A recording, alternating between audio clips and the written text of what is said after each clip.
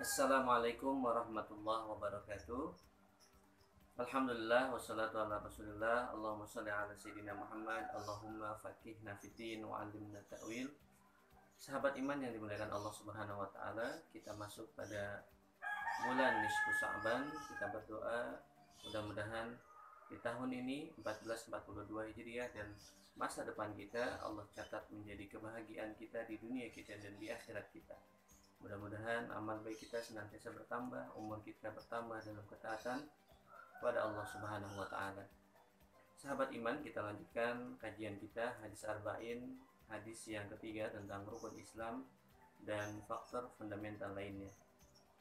An Abi Abdurrahman Abdullah bin Umar radhiyallahu anhuma qala sami'tu Rasulullah sallallahu alaihi wasallam yaqul buniyal Islamu ala khamsin syahadati an la ilaha illallah wa anna Muhammadar Rasulullah wa iqamis shalah wa ita'iz zakah wa hajjil baiti wa shaumi Ramadan. Rawahul Bukhari wa Muslim. Hadis ini diriwayatkan oleh Al-Imam Bukhari dan Muslim. Selain keduanya juga diriwayatkan di dalam kitab Sunan Tirmizi, Sunan An-Nasa'i dan Musnad Ahmad bin Hanbal. Sahabat iman, hadis yang ketiga ini membicarakan tentang pondasi-pondasi yang kuat dalam Islam, pondasi yang harus kita tegakkan dalam setiap pribadi muslim, ya, dan faktor fundamental lainnya. Hadis ini diriwayatkan oleh Abu Abdurrahman Abdullah bin Umar bin Khattab radhiyallahu anhuma, ya, beliau mendengar Rasulullah SAW mengatakan, Bunyal Islamu ala khamsin. Islam dibangun di atas 5 pondasi. Nah, hadis ini adalah sebuah kias. Rasulullah mengkiaskan, menganalogikan bahwa Islam itu bagaikan sebuah bangunan yang kokoh, yang kuat, yang dibangun di atas 5 pondasi yang kokoh. Tentu saja ketika pondasi ini kuat, 5 pondasi ini kuat, maka bangunan ini menjadi kuat. Seorang hamba yang ingin Islamnya menjadi kuat, Islamnya menjadi kokoh, bangunannya menjadi kuat daripada apapun, ya, maka 5 pondasi inilah harus dibangun dengan kuat. Sebagaimana kita membangun sebuah rumah, ketika kita ingin rumah itu kuat, dibangun di atas 2 lantai, maka pondasinya harus kuat, ya. Bahkan 7 lantai, 10 lantai, ketika pondasinya kuat, dia tidak akan terombang-ambing oleh angin maupun cuaca lainnya. Demikian juga Islam. Islam itu bagaikan bangunan, sehingga 5 pondasi yang disebutkan oleh Rasulullah ini harus kuat.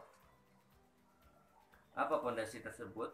Yang pertama adalah syahadati alla ilaha illallah, persaksian, ya. Syahadat itu diambil dari kata syahida yashhadu, ana ashhadu, saya menyaksikan.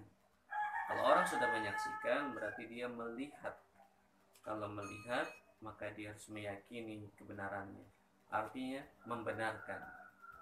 Ashhadu, saya bersaksi, saya membenarkan, alla ilaha illallah, bahwa tiada Tuhan selain Allah. Nah, ini adalah faktor yang menjadikan syahadat itu sah. Harus ada kata-kata la ilaha illallah, tidak ada Tuhan selain Allah. La ilaha itu meniadakan keseluruhan, bahwa tidak ada Tuhan sama sekali. Illallah, dan kita mentasbitkan, yang menetapkan bahwa hanya Allah yang Tuhan kita. Hanya Allah adalah Tuhan kita. Jadi tiada Tuhan selain Allah. Ya, jadi syahadat yang benar itu harus ada an-nafyu wal itsbat. Ada peniadaan dan penetapan. Peniadaan bagi seluruh Tuhan, bahwa tiada Tuhan, dan penetapan selain Allah. Itulah ketetapannya. Jadi tidak sah kalau syahadat itu dengan kata-kata misalnya asyhadu annallaha ilahan, saya bersaksi bahwa Allah itu adalah Tuhan. Itu enggak sah. Kenapa? Karena tidak ada nafyu, Bisa jadi dia menyaksikan, dia bersaksi bahwa Allah itu adalah Tuhan, tapi juga dia bersaksi bahwa ada yang lain yang dia yakini sebagai Tuhan. Ya, ini memiliki makna yang berbeda, sehingga an-nafy wal itsbat itu menjadi rukun di dalam syahadat. Tidak boleh kita menghilangkan an-nafyu juga al-itsbat. Jadi pondasi yang pertama adalah persaksian pembenaran bahwa tiada Tuhan selain Allah, wa anna Muhammadar Rasulullah, dan persaksian bahwa Nabi Muhammad adalah utusan Allah, Nabi Muhammad adalah Rasul Allah. Sahabat iman yang dimuliakan Allah Subhanahu wa taala, syahadat ini tidak boleh kita lalaikan, tidak boleh kita malas-malas ketika bersyahadat. Ya. Kalau ibadah lainnya, misalnya sholat, zakat, infak, sedekah, dan lain sebagainya, seorang muslim melakukannya dengan atau tidak melakukannya karena malas, ya, itu hanya berefek pada dosa besar, tidak mengeluarkan dia dari keislaman. Tetapi ketika dia malas berujar mengucapkan syahadat, artinya dia tidak mau bersyahadat karena malas, maka hati-hati itu bisa mengeluarkan dia dari keislaman. Karena ini syahadat, ya, berbeda dengan ibadah lainnya. Nanti kita akan bahas bagaimana sholat, zakat, dan seterusnya. Kita harus menyaksikan bahwa Rasulullah Muhammad SAW adalah utusan Allah, dan beliau adalah utusan terakhir. Beliau adalah Khatamul Anbiya. Tidak ada nabi selain setelah Rasulullah SAW. Ketika ini dilanggar, maka bisa mengakibatkan seseorang keluar dari keislamannya.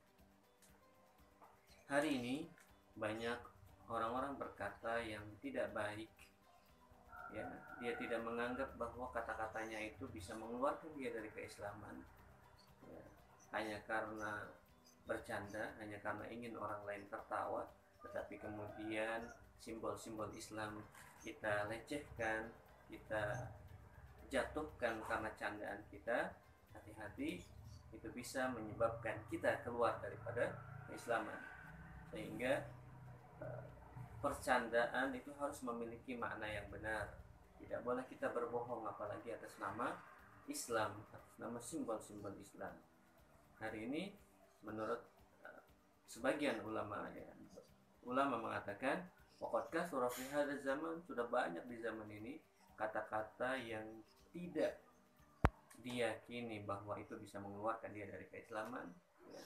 Jangankan dia meyakini bahwa kata-kata ini atau kalimat yang dia ujarkan, kalimat yang dia ucapkan itu bisa mengeluarkan dia dari keislaman, tetapi juga dia tidak meyakini bahwa itu adalah dosa. Kalau dia saja tidak menganggap dosa, apalagi menganggap itu mengeluarkan dia dari keislaman. Nauzubillah min dzalik. Mudah-mudahan kita semua sahabat iman bisa menjaga ucapan kita, gerak langkah kita untuk tidak keluar dari keislaman. Itu yang pertama. Yang kedua, fondasi yang kuat yang harus kita bangun adalah wa iqamis shalah, dan mendirikan sholat.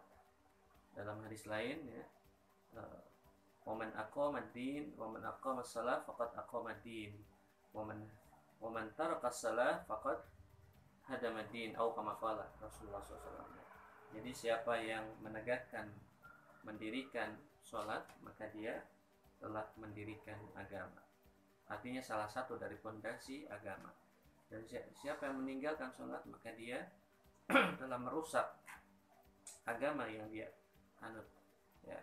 Sahabat iman,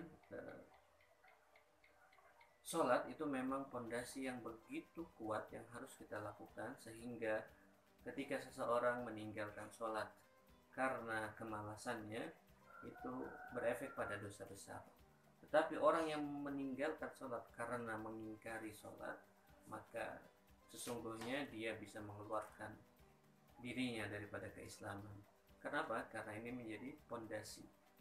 Ketika orang tidak mau melakukan sholat karena dia mengingkari, saya nggak wajib sholat dan seterusnya misalnya, maka hari itu juga dia keluar daripada keislaman, ya, karena dia melecehkan pondasi-pondasi Islam.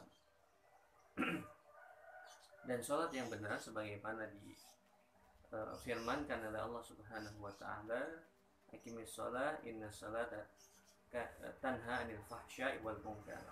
Salat itu bisa mencegah daripada fahsya, perbuatan keji, wal munkar, dan kemungkaran, sehingga orang yang belum mampu, ya, mencegah kekejian dan kemungkaran, dia harus memperbaiki salatnya. Ya. Jangan jadikan sholat itu sebagai suatu yang berat untuk kita lakukan. Ya, yakinilah bahwa segala sesuatu yang berat itu akan menjadi ringan ketika kita meminta tolong kepada Allah dengan sholat. Ya, karena sholat akan meringankan apapun yang kita lakukan, ya, selama di dunia. Karena semuanya Allah yang menakdirkan kita.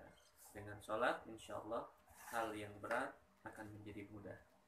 Maka ketika ada sesuatu yang berat atau ada masalah yang terus menerus, ingat, mungkin sholat kita belum benar.